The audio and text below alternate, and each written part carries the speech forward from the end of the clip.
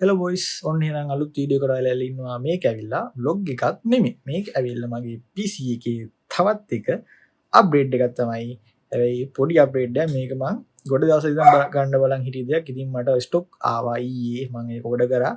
අද මට ඒක හම්බුණා. මම ඔයාලට පෙන්නන්න. ඔයාලා thumbnail එක දැක්කම දන්නවා මොකද්ද මම මේ අරන් තියෙන්නේ කියලා. එහෙනම් අපි බලමු මොකද්ද ඒ ගත්තේ කියලා. ඔන්න බොයිස් ඉතින් මම ගත්තා ඔනිකුමා බ්‍රෑන්ඩ් එකකින් එන්න මෙන්න මේ කීබෝඩ් එක. මේක මම ගොඩක් කල් ඉඳන් ගන්න බලාගෙන හිටියේ මේක වයර්ලස් කීබෝඩ් එකක්. ඉතින් අද මම අරන් ඉන්නේ මේ කීබෝඩ් එකේ තියෙන අන්බොක්සින් එක. එහෙනම් අපි යමු මේක අන්බොක්ස් කරන්න.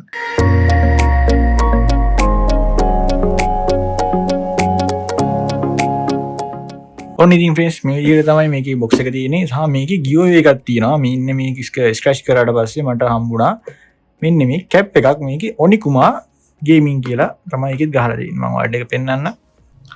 මෙන්න මේක තමයි කැප් එක. මේ ලස්සන මෙතන තියෙනවා මේක මාක් එකක් තියෙනවා ඔනිකුමා ගේමින් කියලා තියෙනවා. ඉතින් මේක තමයි හම්බෙච්ච කැප් එක. මෙන්න මේක ස්ක්‍රැච් කරාට පස්සේ මේ කීබෝඩ් එක මම ගන්න මුල්ම හේතුව තමයි මෙන්න මේ කීබෝඩ් එක. මේක මට යාළුවෙක් දුන්නේ මගේ. මේකේ 1TB7 සද්දේ. අන්නේ සද්ද නෑ. හැබැයි මේ කීබෝඩ් එක එහෙම සද්ද ඉන්නේ. මේක මැකැනිකල් කීබෝඩ් එකක්. ඇත්තටම මේක මැකැනිකල් කීබෝඩ් එකක් නෙමෙයි. මේක ඇවිල්ලා මෙම්බ්‍රේන් කීබෝඩ් එකක්.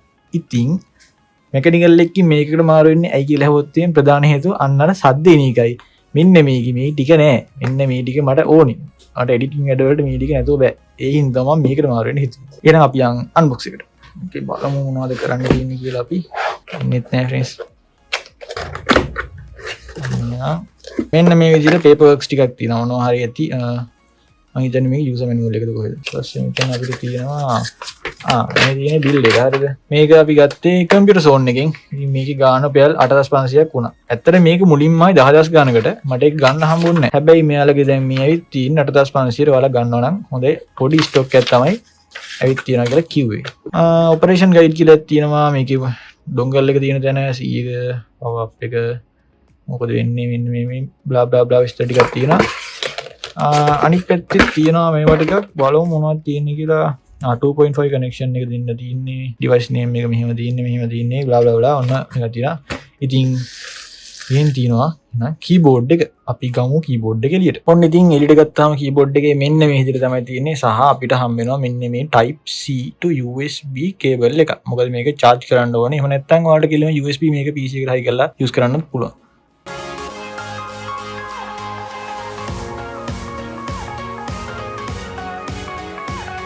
ඉතින් ෆ්‍රෙන්ඩ්ස් ඔයාලට මේ කීබෝඩ් එකේ බලා ගන්න පුළුවන් මේකේ ස්ටෑන්ඩඩ් සයිසස් දෙකක් එනවා. මේ මම දාලා තියෙන්නේ උසම හයිට් එකට.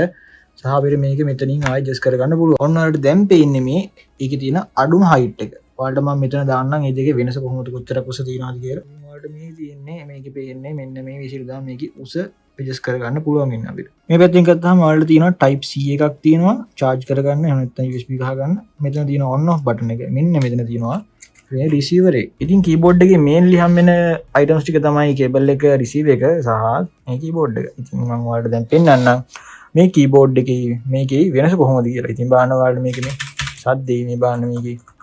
ඇත්තටම සවුන්ඩ් එක මාරේ තියෙන අඩු කරලා තියෙනවා නොයිස් එක.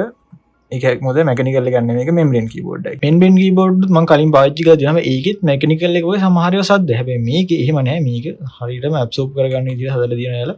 සද්ද මාරම අඩුයි. මට නම් මාර කම්ෆර්ටබල් සද්ද නැති එක.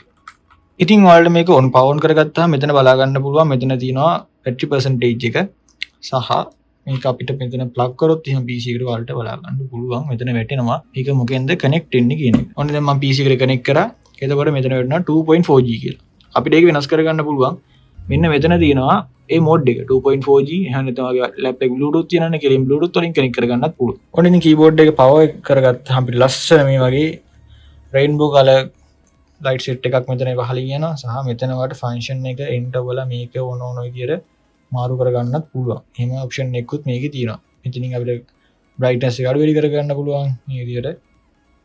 මේ වගේ තමයි ඉතින් මේ කීබෝඩ් එකේ තියෙන්නේ. මේක කොහොම හරි මම හොයලා බලපු විදිහට මේකේ බැටරි එක ෆුල් charge කරලා ඔයාලට more than 2 weeks තියාගන්න පුළුවන්.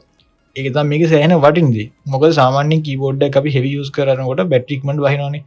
ඉතින් මේ කීබෝඩ් එකේ සාමාන්‍යයෙන් පැය 5ක් 6ක් එක දිගට යූස් කරලා දවසකට සතියක් සත් දෙකක් විතර තියාගන්න පුළුවන්. ඉතින් මම ඔයාලට පෙන්නන්නම් මේ කීබෝඩ් එකේ මොකද්ද වෙන්නේ කියලා. ඉතින් මේකේ ටයිප් කරනකොට මේ ටයිප් වෙන ස්පීඩ් එක තියෙනවනේ. ওই ස්පීඩ් එකෙන් අපි මේ කීබෝඩ් එකෙත් ඒ විදිහටම තියෙනවා. කිසි වෙනසක් නැහැ. ඒකේ වාඩිනවාට කිසිම සද්දයක් ඇහෙන්නේ නැහැ මේක ටයිප් කරනකොට. ඉතින් මේ ඕක තමයි මගේ කීබෝඩ් එකේ කතන්දරේ. ඉතින් දැන් මං පරණ කීබෝඩ් එක යනවා මගේ යාළුවෙක්ට. මොකද ඒක මටත් හම්බෙච්ච එකක්. දැන් මමත් තව එක්ෂිට් දෙනවා. එයාට පාවිච්චි කරන්න. මම මේක දිගටම පාවිච්චි කරන්න යන්නේ මේ කීබෝඩ් එක. ඉතින් සයිලන්ට් විදිහට වැඩ කරන්න ඕන නම් highly recommend මේක ඔයාලට. මං ටික දවසක් use කරලා ඔයාලට මං තව වීඩියෝ එකකින් ඒක කොහොමද කියලා හරියටම. ඉතින් ඕක තමයි අද unboxing එකටත්. එහෙනම් තවත් unboxing PC එකේ upgrade එකකින් මං තව වීඩියෝ කරන් එන්නම්. එහෙනම් එතකන් bye bye.